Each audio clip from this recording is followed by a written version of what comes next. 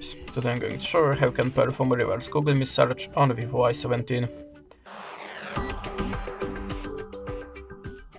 So on this device we don't have a Google Lens, so I'm gonna show you the other trick for that.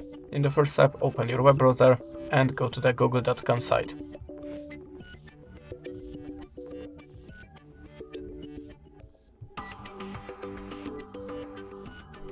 Now click on the small Google Lens icon and choose your web browser. Now select the photo that you want to search in the Google, like this one for example. Whole process started automatically, and now we are looking for similar or the same objects in the Google Picture database. You can also change the searching area by swiping the edge of the square to look for something more specific. And this is the way how you can do it.